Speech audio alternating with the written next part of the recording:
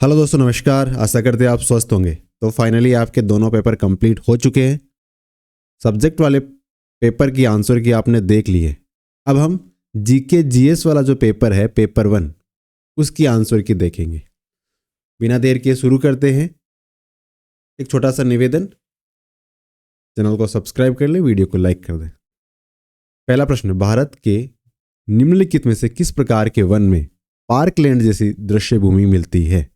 तो किस में मिलेगी इनमें से? तो जो ऑप्शन 1 है, शुष्क उष्णकटिबंधीय पर्णपाती और कांटेदार वन, इसमें पार्कलैंड जैसी दृश्य भूमि मिलती है। यानी एक कांटेदार और पर्णपाती वन होते हैं। पर्णपाती वन आपको पता ही है, साल में एक बार पत्ते को गिरा देते हैं, साथ में उनके कांटे भी होते हैं और उसके आसपास थोड़ी घास जैसी उगाती है। तो उस प्रकार की जो आकृति होती है उसे पार्कलैंड कहते हैं। तो इसका आंसर क्या हो जाएगा? शुष्क उष्णकटिबंधीय पर्णपाती और कांटेदार वन।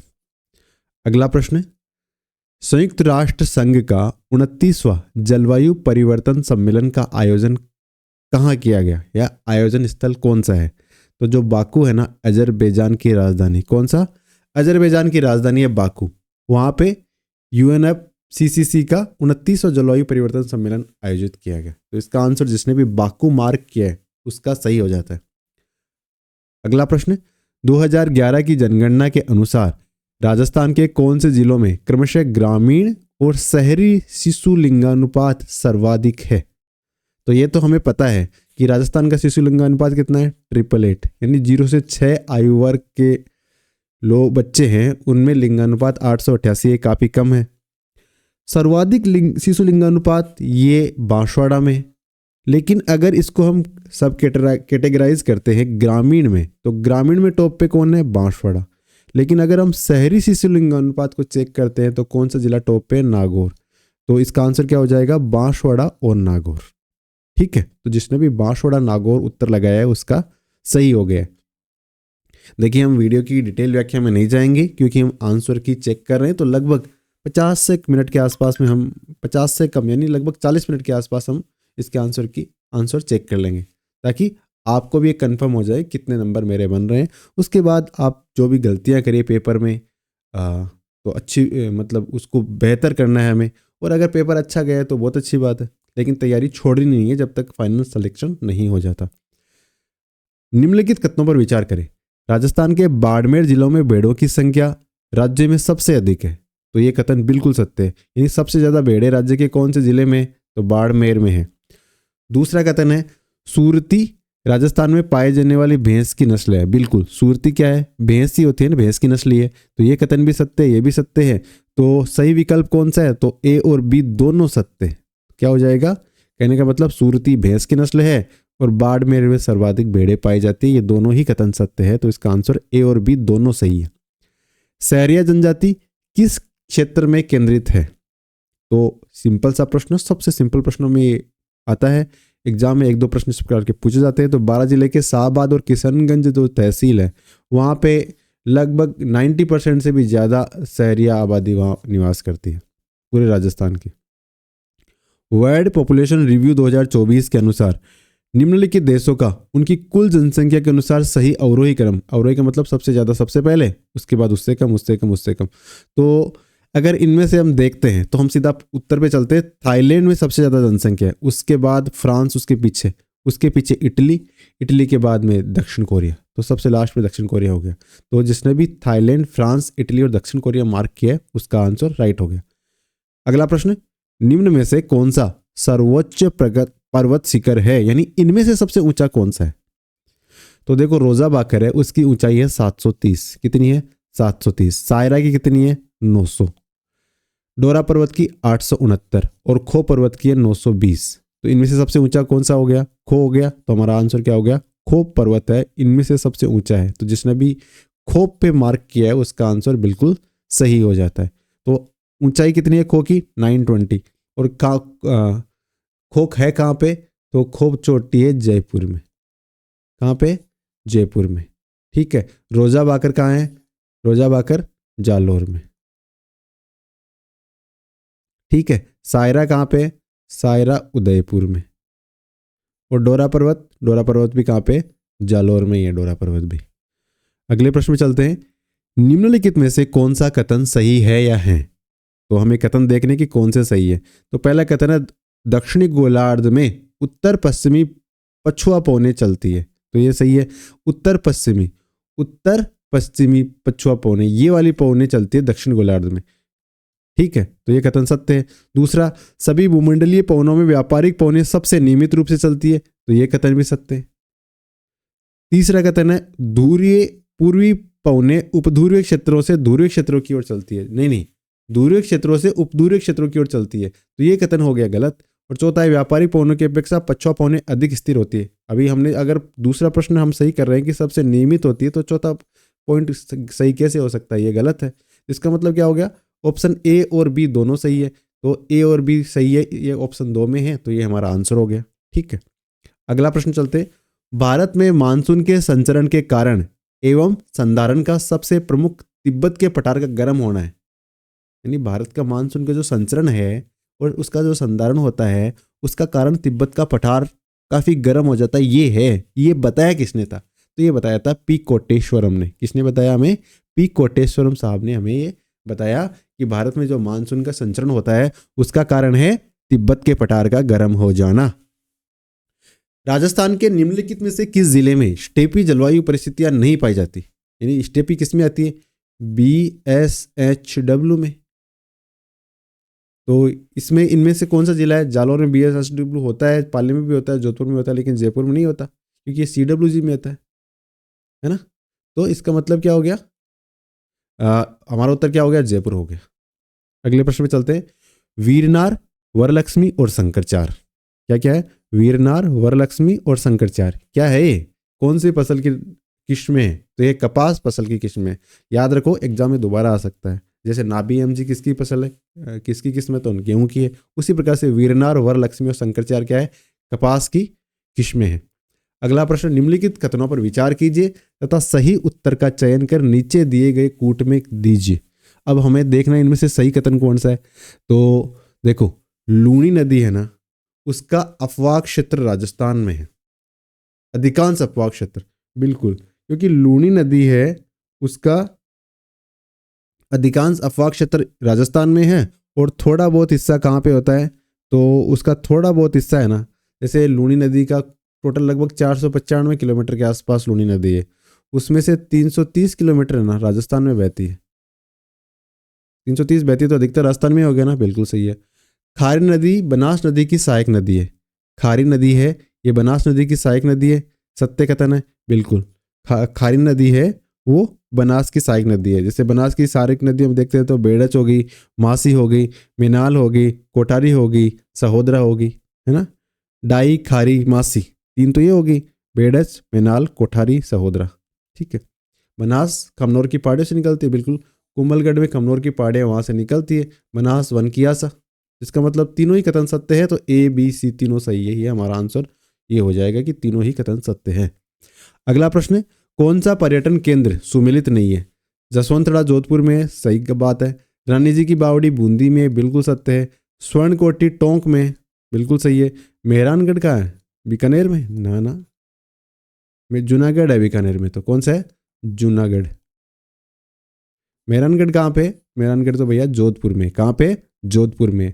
अगला प्रश्न, कांगड़ा और कुल्लू घाटियाँ किस हिमालय पर्वतमाला में स्थित है? तो कुल्लू तो आपने नाम सुना होगा, कुल्लू का दशहरा फेमस है, कुल्लू की नाटी काफी फेमस है। तो कौन सी हिमालय पर्वतमाला में है? तो ये मध्य और लघु हिमालय का भाग है। कांगड़ा, कुल्लू घाटी हो गई, शिमला हो गया, मनाली हो गया, ये किसकी भाग है?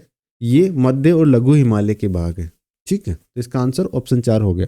रिको ने किस स्थान पर जापानी औद्योगिक क्षेत्र विकसित किया है? जापानी औद्योगिक क्षेत्र विकसित किया है रिको ने। कहाँ किया है? निमराना में किया है और गिलोट में किया है। तो प्रश्न में निमराना दे रखा है, तो ये निमराना इसका आंसर हो गया। अगला प्रश्न, विश्व प्रवास रिपोर्ट 2024 के अनुसार वैश्विक स्तर पर अंतर्राष्ट्रीय प्रवासियों के लिए मुख्य गंतव्य स्थल कौन सा है? तो देखो, विश्व प्रवास रिपोर्ट 2024 के अनुसार है ना, अंतर्राष्ट्रीय प्रवासियों के लिए मुख्य गंतव्य देश कौन सा है? तो ये बिल्कुल अमेरिका है, US है। हर कोई, मतलब दुनिया किसी भी देश में कोई व्यक्ति बैठा हो, वो अमेरिका जाना चाहता है। और अमेरिका जाने के लिए अपने जान की दांव भी लगा देते हैं, जैसे डंकी मारते हैं ना। लेकिन अब डंकी नहीं मार पाएंगे, क्यों? क्योंकि अमेरिका में आ गया है ट्रंप और इन डंकियों का वो करने वाला है इलाज। तो अभी वो H1B वीजा या इस प्रकार के वीजा जारी करेगा, क्योंकि भारतीय लोग तो अधिकतर डंकी है नहीं। डंकी होंगे या तो अफगानिस्तान से, बांग्लादेश से, इस प्रकार के देशों से डंकी लगाते हैं। डंकी का मतलब क्या होता है? अवैध रूप से अमेरिका में चले जाना, ये डंकी होता है, ठीक है ना। हाँ, तो अगले प्रश्न में चलते हैं। इसका उत्तर अमेरिका हो गया। कौन सा महाद्वीप विश्व क्षेत्र का प्रतिशत सुमिलित नहीं है? यानी पूरे विश्व का कितना % हिस्सा उस महाद्वीप के पास में, एक बिंदु वो सुमिलित नहीं है, बाकी सारे सुमिलित है। तो देखो अंटार्कटिका है वो 8.25% के आसपास है, बिल्कुल सत्य है। अफ्रीका 20% से थोड़ा सा ज़्यादा है, बिल्कुल सत्य है। दक्षिण अमेरिका लगभग 12% के आस में सत्य है। लेकिन यूरोप है वो 8% से थोड़ा सा कम है, तो इसका मतलब ये गलत हो गया। और एशिया, ये एशिया कितना है? लगभग 29% एरिया एशिया कवर करता है पूरे विश्व का, ठीक है। अगले प्रश्न पे चलते हैं। तो इसका उत्तर यूरोप, जिसने भी लगाया उसका उत्तर सही हो जाता है। कौन सा नदी स्रोत का युग्म सुमेलित नहीं है? तो देखो सोन नदी कहाँ से निकलती है? तो अमरकंटक के पठार से निकलती है, ये कथन बिल्कुल सत्य है। हमें बताना सुमेलित नहीं है। दूसरा, कृष्णा नदी पश्चिमी घाट से निकलती है, ये भी सत्य है। कावेरी नदी ब्रह्मगिरी की पहाड़ियों से निकलती है, ये भी सत्य है। लेकिन दामोदर नदी है ना, वो बुंदेलखंड के पठार से नहीं निकलती। और हमें पूछा था सुमेलित नहीं है, तो ये वाला सुमेलित नहीं है। तो बताओ कावेरी नदी, ये दामोदर नदी कहाँ से निकलती है? तो ये पलामू की पहाड़ियों से निकलती है। जो छोटा नागपुर वाला एरिया है ना, वहाँ पलामू की पहाड़ी है, वहाँ से दामोदर नदी निकलती है, ठीक है। अगले प्रश्न में चलते हैं। अलियाबेट अपतटीय तेल क्षेत्र कहाँ पे है? तो जो अलियाबेट अपतटीय तेल क्षेत्र है वो है अपने खंबात की खाड़ी में। कहाँ पे? खंबात की खाड़ी में, जहाँ अपनी लूनी नदी कच्छ के रण में जाके विलीन होती है ना लूनी। तो हाँ। अगला प्रश्न, सालार वन निम्नलिखित में से किन जिलों में मिलते हैं? सालार के वन कहाँ मिलते हैं? तो इन विकल्पों को देखते तो अलवर, चित्तौड़, उदयपुर, इन जिलों में सालार के वन मिलते हैं। सालार के वन, जैसे ये अपना राजस्थान, तो यहाँ पे ये अलवर, ये चित्तौड़ और ये उदयपुर, यहाँ पे मिलते हैं सालार के वन। यानी इस एरिया में अगर आते हैं, तो जैसे जयपुर, अजमेर, ये इस एरिया में भी सालार के वन मिलते हैं। संत मावजी के चोपड़ों की भाषा कौन सी है? तो संत मावजी महाराज ने चोपड़े लिखे थे, और उनकी जो लैंग्वेज है चोपड़े में लिखी गई है, जैसे चोपड़ा है, इसमें जो शब्द लिखे गए हैं वो कौन सी लैंग्वेज में लिखे गए? वो बागड़ी भाषा में लिखे गए, ठीक है। अगला प्रश्न, थली, डटकी, देवड़ावाटी किसकी उपबोलियां हैं? काफ़ी फेवरेट प्रश्न है, कई सारे एग्जाम में आ चुका है, एज इट इज प्रश्न आया है। तो ये किसकी उपबोलियां? ये मारवाड़ी भाषा की उपबोलियां। थली, डटकी, देवड़ावाटी किसकी उपबोलियां हैं? मारवाड़ी भाषा की उपबोलियां, थली, डटकी, देवड़ावाटी। अगला प्रश्न, शिवालिक अभिलेख के अनुसार किस चौहान शासक ने गजनी के अमीर खुसरो शाह को परास्त किया था? तो शिवालिक अभिलेख है, उसमें ये उल्लेखित किया गया है कि चौहान शासक थे, उन्होंने गजनी के अमीर खुसरो शाह को हरा दिया था। तो कौन से तो वो वीर थे? वो, उनका नाम है विग्रह राज चतुर्थ, बिसलदेव है ना, जिन्हें हम बिसलदेव के नाम से जानते हैं। ये इसका आंसर हो जाता है। अगला प्रश्न, निम्नलिखित में से किस अवसर पर कांकन डोलडा कौन कौन जाने? विवाह के टाइम पे ये प्रथा का अभ्यास किया जाता है, ठीक है। कांकन डोलडो, आपको पता है, जो शंख जैसे होते हैं और एक मोड़ी में बांध के हाथ कलाई पे बांधे जाते हैं, वो कांकन डोलडा होता है, और ये विवाह के अवसर पे। निम्नलिखित में से कौन सा नृत्य थाकड़ा शैली में किया गया? तो थाकड़ा शैली में किया जाता है, थाकड़ा शैली में ढोल नृत्य किया जाता है। कौन सा ढोल नृत्य है? वो थाकड़ा शैली में किया जाता है। अगला प्रश्न, ठक्कर बापा ने भील सेवा समिति के तत्वावधान में कहाँ भील आश्रम की स्थापना करी थी? तो ठाकर बापा है, उन्होंने भील आश्रम की स्थापना करी। किसके तत्वावधान में? भील सेवा समिति के तत्वावधान में। कहाँ पर? तो उन्होंने खांडलाई में करी थी। खांडलाई आश्रम में भील आश्रम की स्थापना ठक्कर बापा ने करी थी। अगला प्रश्न, राजस्थान को सुनेल टप्पा में किसकी अनुशंसा पे मिलाया गया था? यानी सुनेल टप्पा क्षेत्र है मध्य प्रदेश का, उसको राजस्थान को सुनील टप्पा किसकी अनुशंसा पे मिलाया गया था? तो ये राज्य पुनर्गठन आयोग की अनुशंसा पे इसे मिलाया गया था। तो इसका आंसर, जिसने भी राज्य पुनर्गठन आयोग लगाया है, उसका उत्तर बिल्कुल सही हो जाएगा। गुलाब श्याम का वैष्णव मंदिर कहाँ पे है? तो गुलाब श्याम का वैष्णव मंदिर है चित्तौड़ में। कहाँ पे है गुलाब श्याम का वैष्णव मंदिर? चित्तौड़ में। तो जिसने भी चित्तौड़ उत्तर लगाया उसका उत्तर बिल्कुल सही हो गया। अगला प्रश्न, महाराणा प्रताप के गठबंधन में शामिल ताज खान, क्या नाम है? ताज खान, हाकिम का ताज खान। ताज खान कहाँ का शासक था? तो ये जब अकबर और महाराणा प्रताप के बीच युद्ध हुआ था तो ताज खान है ना, वो महाराणा प्रताप की सेना में था। और वो कहाँ से था? तो ये फतेहपुर शेखावाटी से था। कहाँ से? फतेहपुर शेखावाटी से था। ठीक है, अगले प्रश्न पे चलते हैं। निम्नलिखित में से किस पुरातात्विक स्थल से एक अभिलेख मिला है जिसमें मौर्य सम्राट अशोक ने बौद्ध ग्रंथों के अध्ययन की अनुशंसा की है? यानी अशोक कह रहे हैं उनमें कि बौद्ध ग्रंथ पढ़ो। कहाँ के अभिलेख में मिला है?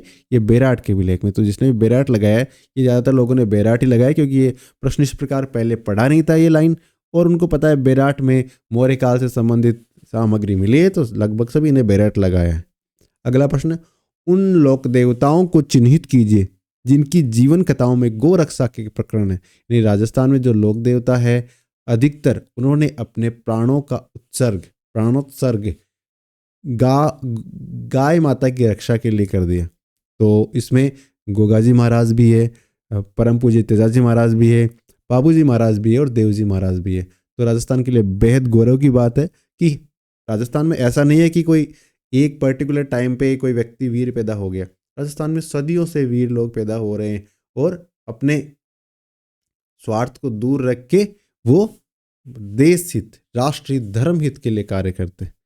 अगले प्रश्न पे चलते हैं। निम्नलिखित में से किस स्थान पर आमेर के मानसिक प्रथम ने मुगल सेनानायक के रूप में काम नहीं किया? तो उन्होंने उत्तर पश्चिमी प्रांत में किया था, काबुल में किया था, बंगाल में किया था, लेकिन मालवा में उन्होंने किसके मुगल सेनानायक के रूप में काम नहीं किया। तो हम किसकी बात कर रहे हैं? मानसिंह प्रथम की बात कर रहे हैं, तो मालवा में। ठीक है, अगला प्रश्न है, राजपूताना मध्य भारत सभा के पहले अधिवेशन का अध्यक्ष कौन था? अब ये देखो, राजपूताना मध्य भारत सभा का पहला अधिवेशन हुआ कब था? तो 1919 में हुआ था। और इसके अध्यक्ष कौन थे? जमनालाल बजाज। देखो 1918 का जो कांग्रेस अधिवेशन था ना, वहाँ पे गए हुए थे लोग बाग, ये जो राजस्थान के केसरी सिंह बराड़, चांदकरण सोना, विजय सिंह पथिक वगैरह, इन्होंने 19 जो, क्योंकि वो दिसंबर में होता है, तो दिसंबर के लास्ट में, जनवरी की शुरुआत में उन्होंने कहा कि ये राजपूताना मध्य भारत सभा भी बनाते। तो ये इसका आंसर क्या होगा? 1919 में बनाया। ये काफ़ी कन्फ्यूजिंग रहता है, 1918 में बनाया, 1919 में बनाया। कई गाइड्स में 18 लिखा होता है, कई में 19, लेकिन आरपीएससी और RMSSB से 1919 मान रहे, तो वही हमें मानना चाहिए। अगला प्रश्न, निम्नलिखित में से कौन सा सुशीर वाद्य यंत्र नहीं है? तो नड सुशीर है, मसक भी है, सतारा भी है। नड, मसक, सतारा तो क्या सुशीर है, लेकिन बफन क्या है? ये तत्वाद्य यंत्र है। ठीक है, तो इसका आंसर क्या हो जाएगा? सुशीर नहीं है, तो बपंग है वो, सुशीर नहीं है, ये तत् है। अगला प्रश्न, निम्नलिखित में से किस किले का नाम सुदर्शनगढ़ भी है? कौन से किले को सुदर्शनगढ़ भी कहते हैं? तो नाहरगढ़ है ना, एक जैसे 9 महल जहाँ पे बने हुए हैं, वो उसे सुदर्शनगढ़ भी कहा जाता है। तो जिसका उत्तर नाहरगढ़ आ रहा है उसका बिल्कुल सही है। निम्नलिखित में से किस शासक से किशनगढ़ की राजकुमारी चारुमती का संबंध था? ये चारुमती संबंधित थी। तो देखो चारुमती है वो इनका और मेवाड़ के राज सिंह से संबंधित थी, और इनका विवाद हुआ था किससे?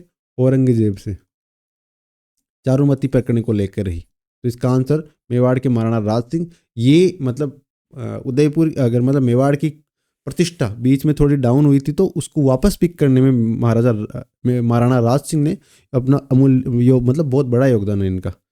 निम्नलिखित में से दयाल दास की रचनाएं कौन सी है? तो बीकानेर के राठौड़ों की ख्यात दयाल दास जी द्वारा लिखी गई है क्या? बिल्कुल। देश अर्पण दयाल दास जी द्वारा लिखी गई है, और आर्याख्यान कल्पद्रुम भी दयाल दास जी के द्वारा ही लिखी गई है। तो ये तीनों ही रचनाएं किसकी है? दयाल दास जी की है। तो क्या क्या नाम है? बीकानेर रे राठौड़ारी ख्यात, देश दर्पण, आर्याख्यान कल्पद्रुम। अगला प्रश्न, फजल अली जिसने 1857 की क्रांति के दौरान फैजल अली खान नहीं है, ये फैजल अली खान है, जिसने 1857 की क्रांति के दौरान मुगल बादशाह के पुत्र को सैन्य सहायता प्रदान की थी। वो कहाँ से संबंधित थे? तो देखो शेखावाटी के ठिकाने है ना, उनसे प्रश्न लगातार आ रहे हैं। फिर से ढूंढलोट ठिकाने से संबंध था उनका। कहाँ से? ढूंढलोट ठिकाने से। फजल अली खान, वो मुगल बादशाह के पुत्र की सैन्य सहायता करी थी, वो ढूंढलो ठिकाने से संबंधित थे। अगला प्रश्न, निम्नलिखित में से किस चित्रशैली में फर्रुख पाल का चित्र मिलता है? फर्रुख पाल का चित्र किस चित्रशैली में मिलता है? तो मेवाड़ चित्रशैली में मिलता है। किसमें? फर्रुख पाल का चित्र मेवाड़ चित्रशैली में मिलता है। किस चित्रशैली में फर्रुख पाल का चित्र मिलता है? फर्रुखपाल का चित्र मेवाड़ चित्रशिला में मिलता है। अगला प्रश्न है, निम्नलिखित में से किसे 1916 में बिजोलिया किसान पंचायत का सरपंच नियुक्त किया गया था? तो 1916 में बिजोलिया किसान पंचायत का सरपंच बनाया था मन्नालाल पटेल जी को। किसको बनाया गया था? मन्नालाल जी पटेल को बनाया गया था। किसे? बिजोलिया किसान पंचायत का सरपंच मन्नालाल जी पटेल साहब को बनाया था। अगले प्रश्न पे चलते हैं, निम्न में से कौन से नेताओं के समूह 3 या 3 से अधिक बार राजस्थान के मुख्यमंत्री रह चुके हैं? तो भैरों सिंह जी बाबू शाह रहे हैं 3 बार, हरदेव जोशी साहब भी रहे हैं और मोहनलाल सुखड़िया साहब भी रहे हैं। तो इसका मतलब ये तीनों ही, ये मतलब ये जिसने भी उत्तर लगाया उसका सही हो गया। अगला प्रश्न, राजस्थान विधानसभा के बारे में निम्नलिखित कथन पढ़िए और नीचे दिए गए कूट में से सही कथनों का चयन कीजिए। 1952 में राजस्थान विधानसभा में 160 सदस्य थे। सही बात है। विधानसभा की प्रक्रिया और कार्य संचालन के नियमों में प्रथम बार 1956 में बनाया गया था। यानी प्रक्रिया और कार्य संचालन नियम कब बनाए गए थे? तो ये 1956 में बनाए गए थे। ये कथन भी सत्य है। उसके बाद राजस्थान विधानसभा की 22-23 समितियां हैं वर्तमान में, तो ये कथन भी सत्य है। तो तीनों ही कथन सत्य है। तो इसका मतलब ऑप्शन ए बी सी सत्य हो गया। जिसने भी ऑप्शन ए बी सी सही है लगाया है उसका उत्तर बिल्कुल सही हो गया। हम जो ये आंसर की है इसको बहुत स्पीडली कर रहे हैं ताकि क्योंकि अभी आपका उद्देश्य बहुत डिटेल में पढ़ना नहीं है। अभी आपका उद्देश्य क्या है कि आपके कितने प्रश्न सही हो रहे हैं, कितने सही नहीं हो रहे हैं, उसका कैलकुलेशन करना, कितने आपके मार्क्स बन रहे हैं। तो हमारा पर्पज़ यही है कि जिस टारगेट को लेके हम काम कर रहे हैं तो उसी के अनुसार आपको कंटेंट मिले। तो अभी आपका अगर टारगेट प्रश्न के आंसर की बनाना है, आपके प्रश्न पत्र को चेक करना है, तो उसी के अनुसार हम ये वीडियो रिकॉर्ड कर रहे हैं।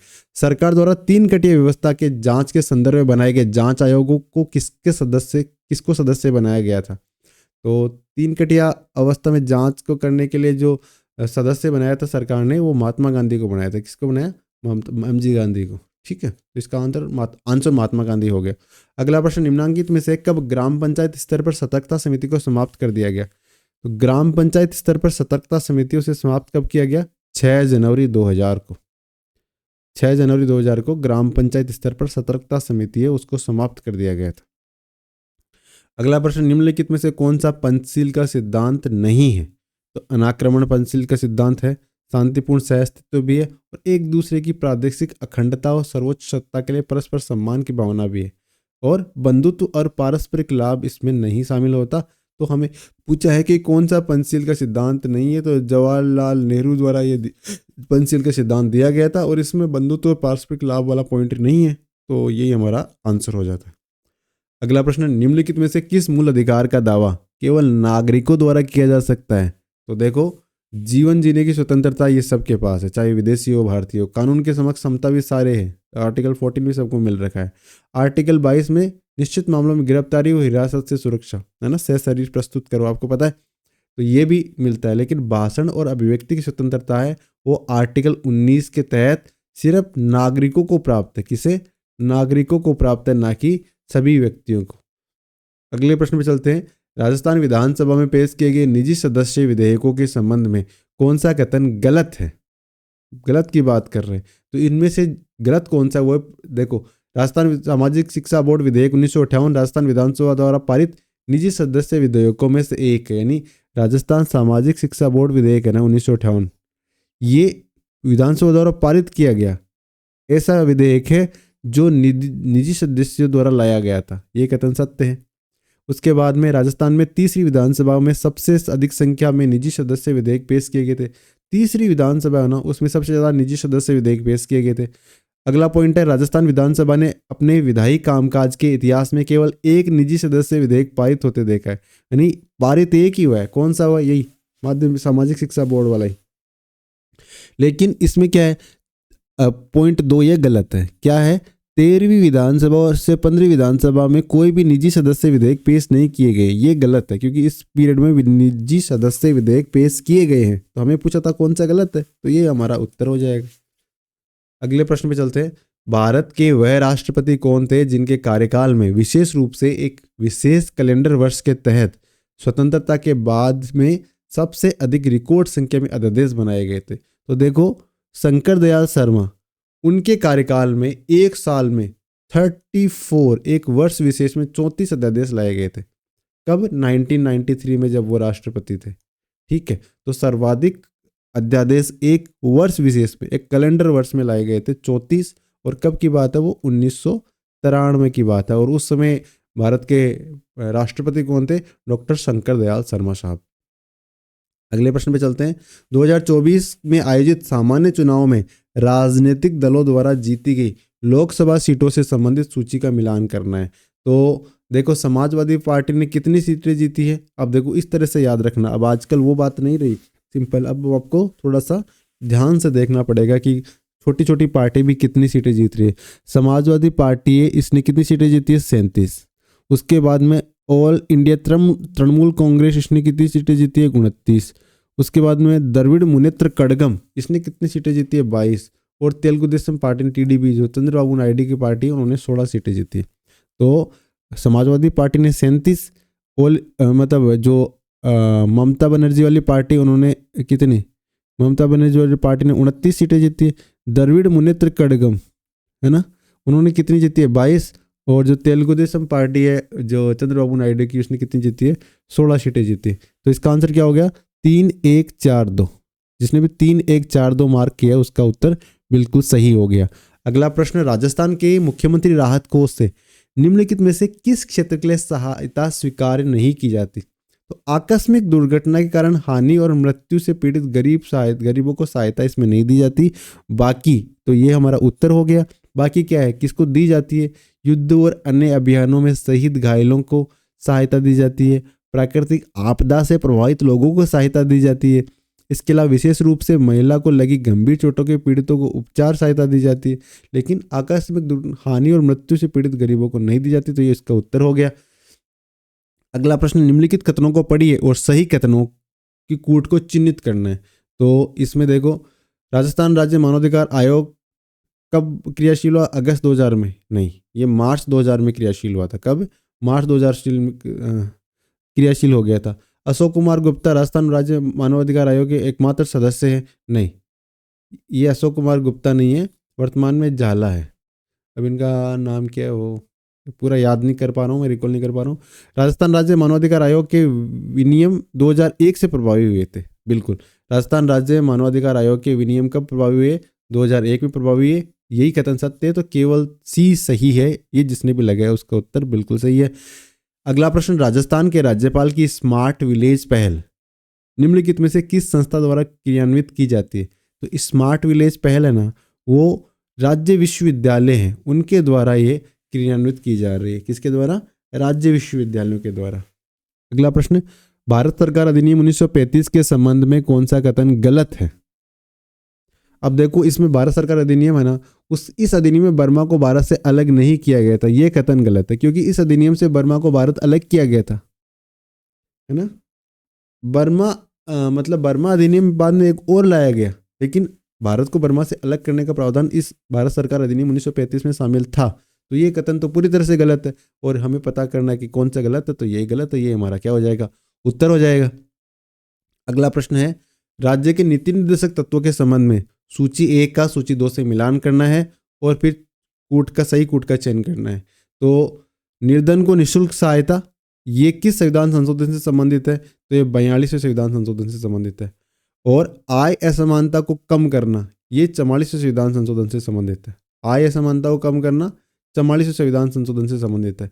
उसके बाद सहकारी वाला 97 नंबर का है ही, कोई डाउट ही नहीं है। और प्रारंभिक बाल्यावस्था की देखभाल, ये अपने 86वां, पता ही आपको 86वें संविधान संशोधन। तो इस प्रकार क्या सही हो जाएगा? उत्तर क्या लगा होगा?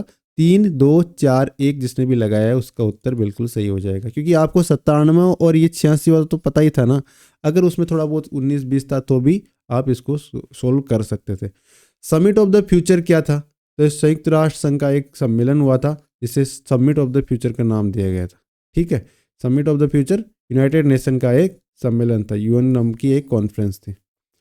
किस ब्रिटिश प्रस्ताव में पहली बार यह प्रस्तावित किया गया कि वायसराय की कार्यकारी परिषद में गवर्नर जनरल और कमांडर इन चीफ के अलावा मुख्य रूप से भारतीय सदस्य भी होंगे? यानी गवर्नर जनरल तो होगा, उसके अलावा कमांडर इन चीफ भी होगा, लेकिन कुछ इंडियंस भी होंगे। किसमें कहा गया? ये वेवेल योजना में कहा गया। किसमें? वेवेल योजना में। तो इसका आंसर ऑप्शन 4 हो गया। अगला प्रश्न, राजस्थान विधानसभा में यदि किसी सदस्य को किसी मंत्री का ध्यान अति आवश्यक सार्वजनिक महत्व के मामले की ओर आकर्षित करना हो कि भाई साहब आप देखो ये क्या हो रहा है, ये बहुत इंपॉर्टेंट चीज़ आप मिस कर रहे हो, तो इसकी लिखित सूचना देनी पड़ेगी। किसको देनी पड़ेगी? जो विधानसभा के अध्यक्ष है। वर्तमान में कौन है? वासुदेव देवनानी साहब है, वर्तमान में राजस्थान विधानसभा के अध्यक्ष हैं। अगले प्रश्न में चलते हैं। संविधान के किस अनुच्छेद के तहत राजस्थान सरकार के अधीन सेवारत व्यक्ति को प्रभावित करने वाले अनुशासनात्मक मामलों पर अनिवार्य परामर्श का प्रावधान है? तो ये जो अनुशासनात्मक मामलों संबंधी प्रावधान है ना, वह अनुच्छेद 320 क्लोज 3 में है। तो इसका आंसर क्या हो गया? अनुच्छेद 320 क्लोज 3। अगला प्रश्न है, 1956 के उपरांत कितने अन्य राज्यों के राज्यपालों को राजस्थान के राज्यपाल का अतिरिक्त प्रभार दिया गया? यानी दूसरे राज्य का तो राज्यपाल है ही, राजस्थान का अतिरिक्त प्रभार दे दिया गया। कितने राज्यपालों को? तो 8 राज्यों के राज्यपालों को ये प्रभार दिया गया अब तक। अगला प्रश्न है, संयुक्त राष्ट्र शांति स्थापना गतिविधियों में भारत के योगदान से संबंधित सही कथन को पहचानें। तो देखो, संयुक्त राष्ट्र शांति सैनिकों के खिलाफ अपराधों की जवाबदेही 2022 में शुरू की गई थी, जब भारत में सुरक्षा परिषद की अध्यक्षता संभाली। तो ये जो आया था ना, संयुक्त राष्ट्र शांति सैनिकों के खिलाफ अपराधों के लिए जवाबदेही, ये 2022 में शुरू किया गया था। अब भारत में संयुक्त राष्ट्र शांति स्थापना मिशनों के लिए 2 लाख से अधिक सैनिक उपलब्ध करवाए। उसमें अगर आप देखते हो तो 1.60 लाख लिखा हुआ दिखेगा। आप गूगल पे सर्च करोगे ना, तो 2 लाख वाला डाटा थोड़ा सा अलग हो गया। संयुक्त राष्ट्र शांति सैनिकों के खिलाफ अपराधों के लिए जवाबदेही यूएनएससी संकल्प संख्या, ये मुझे यूट्यूब मतलब गूगल पे मिला नहीं, जल्दबाजी में पता भी नहीं चला। आप देख लेना, क्योंकि आगे वाले एग्जाम में भी ये प्रश्न आ सकता है कि कौन से संकल्पों के द्वारा ये शांति सैनिकों के खिलाफ जो अपराध हो रहे हैं ना, उनके लिए जवाबदेही तय करने का संकल्प लाया गया है। और संयुक्त राष्ट्र शांति स्थापना मिशनों में तीसरा सबसे बड़ा योगदानकर्ता भारत है। नहीं, भारत सर्वाधिक योगदान करता है, इसमें टॉप पे भारत है। यानी कहीं भी शांति स्थापना करने हो, भारतीय सैनिकों को भेज दो। अगला प्रश्न, हरियाली तीज के अवसर पर हरियाणा और राजस्थान के तहत प्रदेश भर में आयोजित 75वें राज्य स्तरीय वन महोत्सव, एक ही दिन में सर्वाधिक पौधारोपण करने वाले 2 जिले, यानी सबसे ज्यादा पौधारोपण किया जैसलमेर ने, फिर जयपुर ने। तो इसका मतलब ऑप्शन 2 हमारा राइट आंसर हो जाता है। 2024-25 के लिए राजस्थान की बजट घोषणा के अनुसार state of the art ultra fitness centre, state of the art ultra fitness centre ये बजट में घोषणा की गई। कहाँ लगाया जाएगा? सवाई मानसिंह स्टेडियम जयपुर में लगाया जाएगा। अगला प्रश्न, हाल ही में भारत के पर्यटन मंत्रालय ने सर्वश्रेष्ठ पर्यटन ग्राम प्रतियोगिता 2024 के तहत सर्वश्रेष्ठ समुदाय आधारित पर्यटन की श्रेणी में राजस्थान के देवमाली को एक विजेता घोषित किया। देवमाली गांव है ना, कहाँ पे? ब्यावर में। ठीक है, भगवान देवनारायण को समर्पित गांव है। और इस गांव में क्या है, लोग पक्के घर नहीं बनाते, क्योंकि वो उस जगह को भगवान देवनारायण जी की संपत्ति मानते हैं और खुद को उसका ट्रस्टी। राजस्थान राज्य सरकार द्वारा गोवंश के लिए अनुदान दिया जाता है। इसके लिए निम्न कथनों पर विचार कर सही विकल्प चुनना है। तो पहला कथन है, राज्य सरकार द्वारा गोवंश के लिए दिए जा रहे अनुदान में हाल ही में 10% वृद्धि की घोषणा करी गई है। तो ये कथन सत्य है कि 10% अनुदान में वृद्धि कर दी गई है। दूसरा कथन है कि यह सहायता सभी तरह के गोवंशों को 1 वर्ष के 330 दिवसों के लिए दी जाती है, लेकिन जब मैंने सर्च किया तो ये 270 डेज मिला। तो इसका मतलब क्या हो गया? दूसरा कथन गलत है। तो केवल कथन ए सत्य है, बी असत्य है, ये हमारा आंसर हो जाएगा। ऑप्शन 3 जिसने भी लगाया है उसका आंसर बिल्कुल ऑप्शन 3 का मतलब आपके पेपर में हो सकता है वो अन्य टॉपिक पे हो। ये आपको ये देखना है कि कथन ए सत्य है किंतु कथन बी असत्य है, ये वाला उत्तर है। राजस्थान के श्याम सुंदर ने पेरिस पैरालंपिक 2024 की किस स्पर्धा में भाग लिया था? तो श्याम सुंदर जी ने जो पेरिस पैरालंपिक में तीरंदाजी स्पर्धा में भाग लिया। किसमें? तीरंदाजी में। अगला प्रश्न, राजस्थान विधानसभा की पर्यावरण संबंधी समिति के अध्यक्ष कौन है? तो पर्यावरण संबंधी समिति के अध्यक्ष है दयाराम जी परमार साहब। कौन है? दयाराम परमार। अगला प्रश्न, निम्न में से कौन अगस्त 2024 में राजस्थान से राज्यसभा के सदस्य चुने गए? तो रवनीत सिंह बिट्टू साहब है। ये पहले कांग्रेस में थे, अब भारतीय जनता पार्टी में आ गए और ये 2024 में राजस्थान से राज्यसभा के सांसद चुने गए हैं। 19वीं राष्ट्रीय युवा एथलेटिक्स चैंपियनशिप 2024 में राजस्थान के किस खिलाड़ी ने लड़कों की भाला फेंक स्पर्धा में पहला स्थान प्राप्त किया? 19वें नंबर की राष्ट्रीय युवा एथलेटिक्स चैंपियनशिप हो रही है। इसमें भाला फेंक में नीरज चोपड़ा की तरह राजस्थान से भी लड़का उभर रहा है और इनका नाम है दीपेश चौधरी। दीपेश चौधरी ने पहला स्थान प्राप्त किया है। हाल ही में माननीय श्री ओम माथुर को किस राज्य का राज्यपाल नियुक्त किया गया? तो श्री ओम माथुर को सिक्किम का राज्यपाल नियुक्त किया गया। कहाँ का? सिक्किम का। तो इसका आंसर ऑप्शन 2 सिक्किम हो गया। अगला प्रश्न, एनटीपीसी बेसारा सौर परियोजना हाल ही में राजस्थान के निम्नलिखित में से किस जिले में चालू की गई? तो बेसारा सौर ऊर्जा परियोजना है ना, ये एनटीपीसी द्वारा शुरू की गई है। और जिला कौन सा है? जिला जैसलमेर। सौर ऊर्जा के लिए अधिकतर परियोजनाएं 70-80% तो जैसलमेर में होगी। भारतीय आयातकों निर्यातकों को कौन सी संस्था प्रमुख रूप से वित्त प्रदान करती है, फाइनेंस देती है? और स्पेशली आयातक निर्यातक की बात हो रही है तो एग्जिम बैंक। एग्जिम बैंक बोले तो export import bank of India.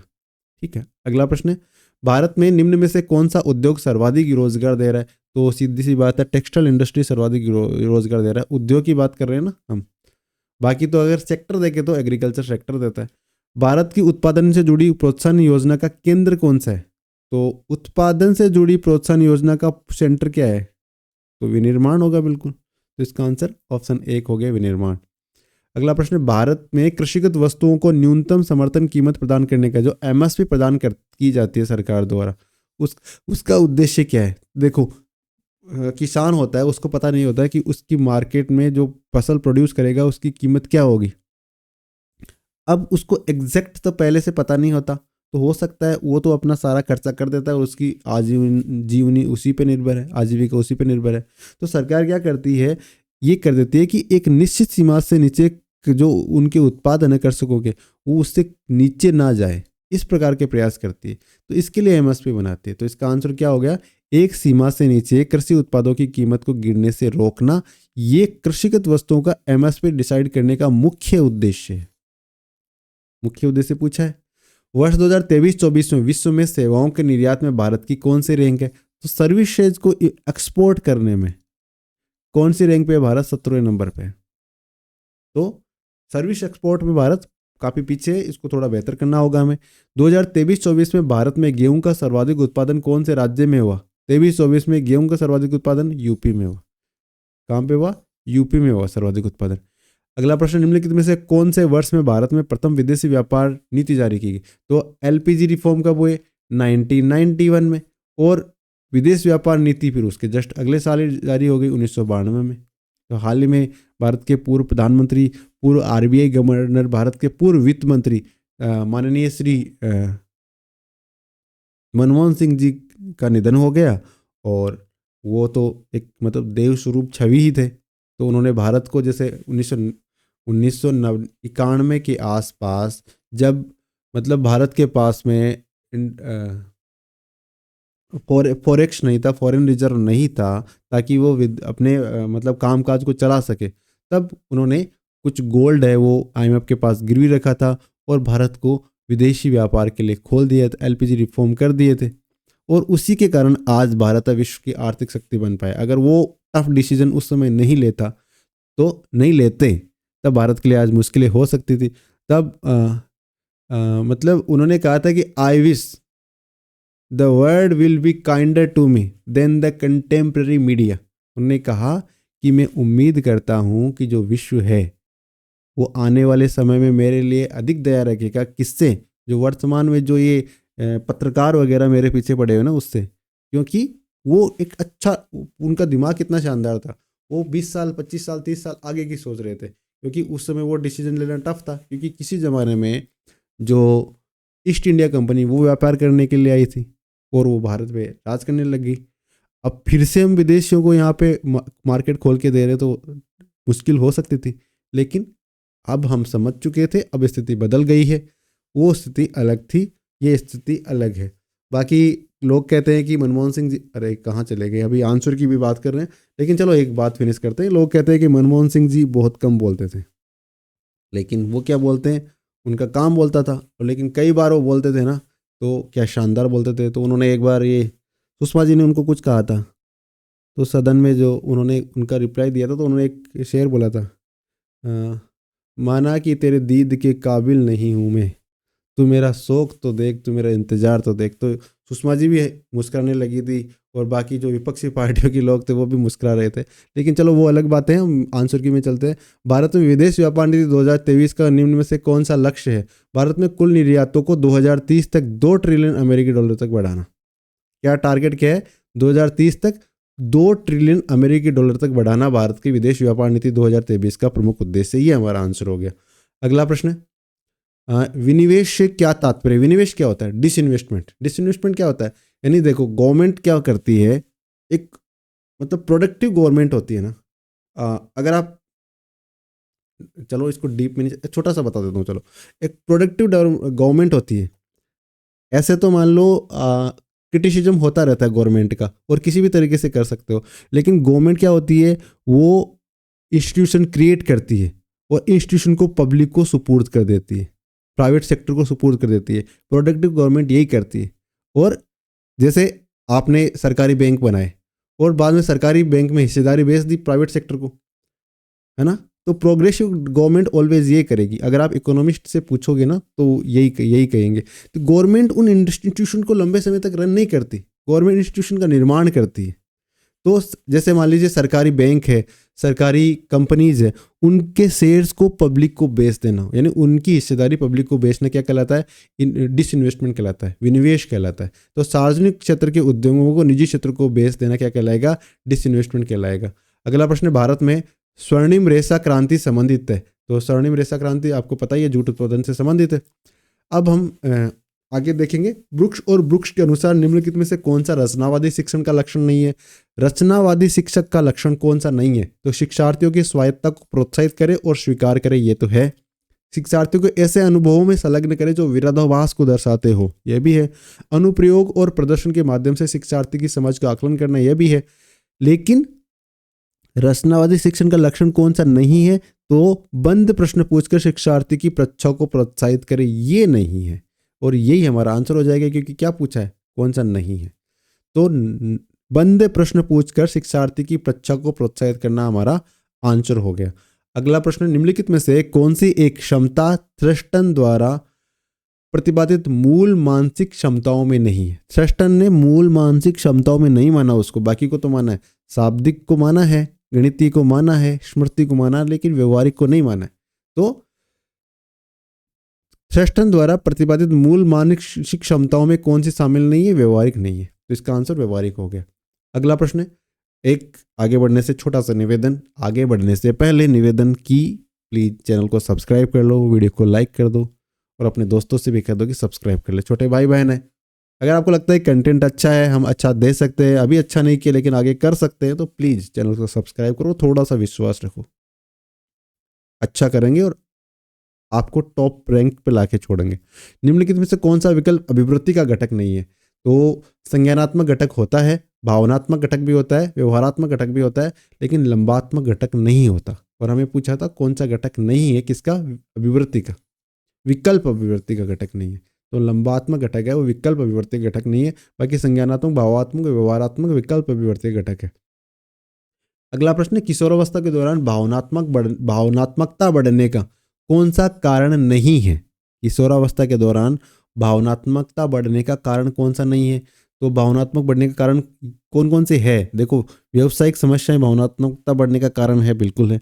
मित्रों और परिवार के सदस्यों के साथ द्वंद्व होता है, इससे भी भावनात्मकता बढ़ती है, बिल्कुल बढ़ती है। सामाजिक अपेक्षाएं, उससे भी बढ़ती है, बिल्कुल बढ़ती है। लेकिन समान लिंग के सदस्यों के समायोजन में कठिनाई होती है, तो इससे भावनात्मकता थोड़ी बढ़ेगी, इससे नहीं बढ़ेगी। और पूछा कौन सा कारण नहीं है, तो यही हमारा आंसर हो जाएगा। ये क्या हो गया? आंसर हो गया। ये ग्रीन कलर लगाए हुए हैं, वो क्या है? प्रश्न के उत्तर है। बाकर मेहदी द्वारा निर्मित सृजनात्मकता के शाब्दिक उप परीक्षण में निम्नलिखित में से कौन से परीक्षण सम्मिलित है? तो देखो कौन कौन से है वो देख लेते हैं। पहला, नवीन संबंध परीक्षण शामिल है, उसके बाद में परिणाम परीक्षण भी शामिल है, और अप्रचलित उपयोग परीक्षण भी शामिल है। तो नवीन, परिणाम और अप्रचलित, ये बाकर मेहदी द्वारा निर्मित सृजनात्मकता के शाब्दिक उप परीक्षण में शामिल है। बाकी रेखाकृति पूर्ति परीक्षण नहीं है, तो ये शामिल नहीं। तो ACD 3 नंबर में हो गया।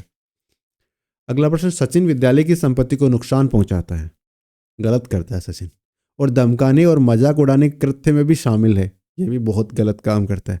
उसके कृत्य को किस प्रकार के आपराधिक कृत्य के अंतर्गत वर्गीकृत किया जा सकता है? तो देखो, उसकी जो प्रवृत्ति है ना, वो आक्रामक है। क्या है? आक्रामक।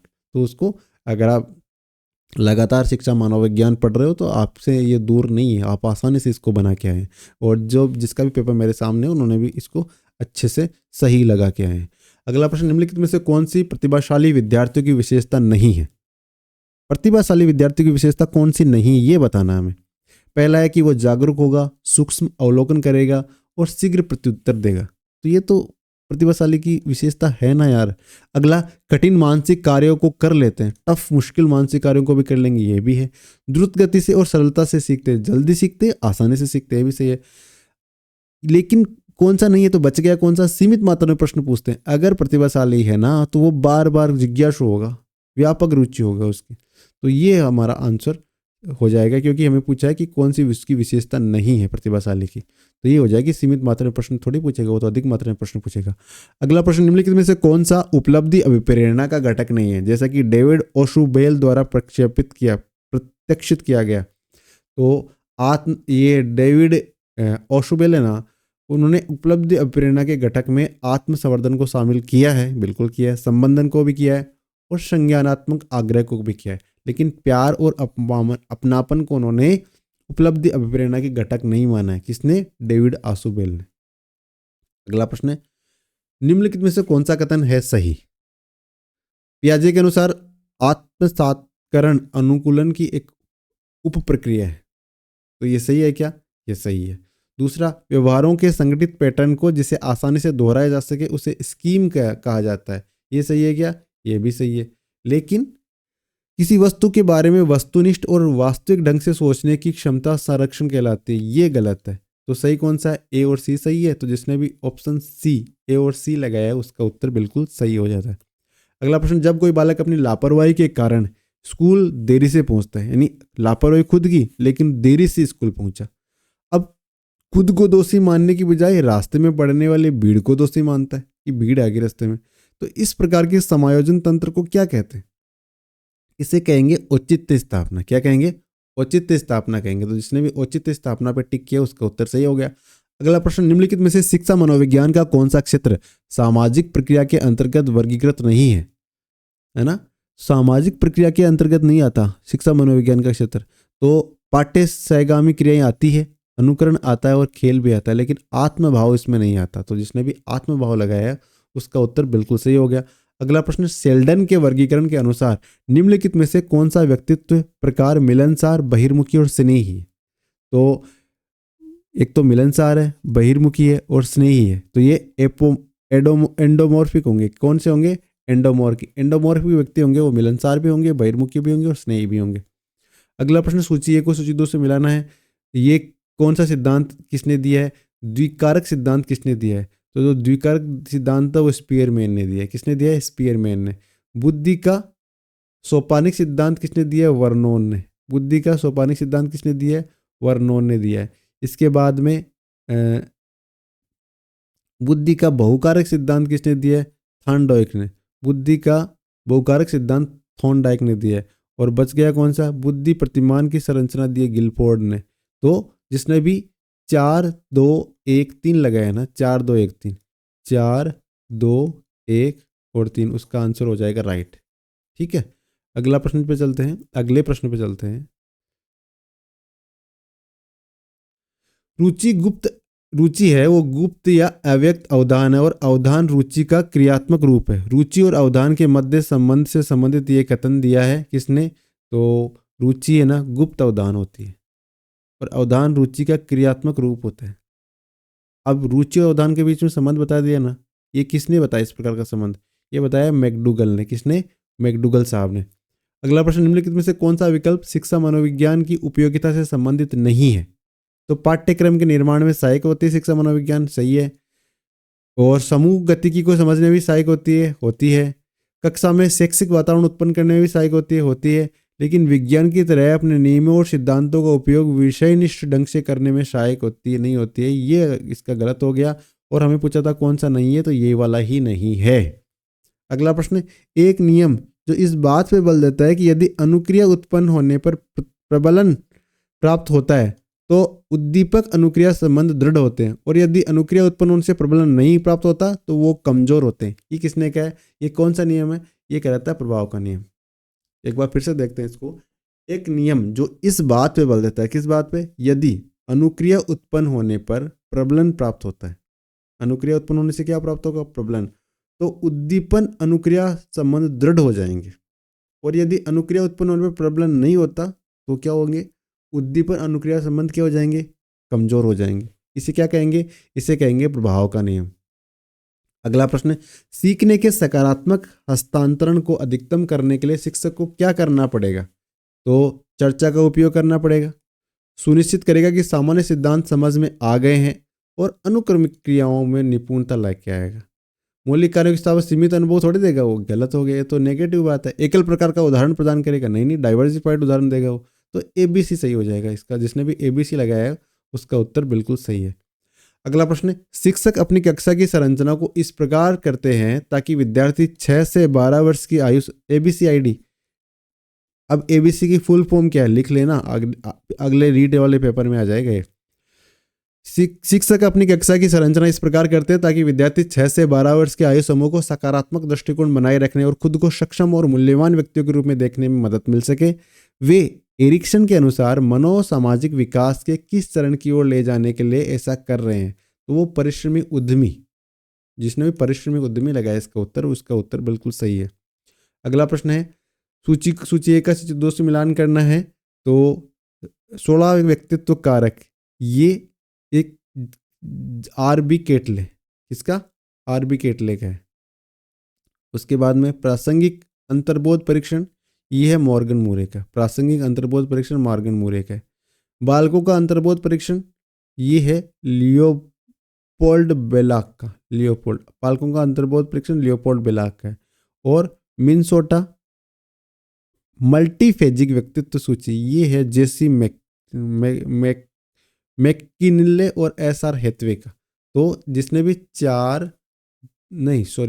2, 4, 3 और 1 लगाया है इसमें 16 व्यक्तित्व कारक वाले में, उसका उत्तर बिल्कुल सही हो गया। और आज के वीडियो का अंतिम प्रश्न पे जाने से पहले एक छोटा सा निवेदन, चैनल को सब्सक्राइब कर लो, वीडियो को लाइक कर दो और अपने दोस्तों को भी बताओ यार कि टीचिंग एग्जाम के लिए अगर आप तैयारी कर रहे हो तो एक कोशिश शुरू की है, उसमें छोटा मतलब आप हेल्प करो, हम मोटिवेट होंगे, हम आपके लिए कुछ करेंगे, ठीक है।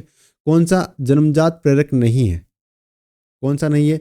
भूख अंतर्नोद होता है, प्यास अंतर्नोद होता है, लैंगिक अंतर्नोद होता है, लेकिन आक्रामकता अंतर्नोद जन्मजात प्रेरक नहीं होता। आक्रामकता है ना, ये जन्मजात नहीं होता। और इसी के साथ वीडियो को समाप्त करते हैं। आशा करते हैं कि आपके अधिकतम अंक बने, यानी 100 में से आपके 100 प्रश्न सही हुए हैं। चलो कोई बात नहीं, एक आधा गलत भी हो गया तो 99 प्रश्न आपके सही हो ही रहे होंगे। बाकी all the best for your future, for your next exam.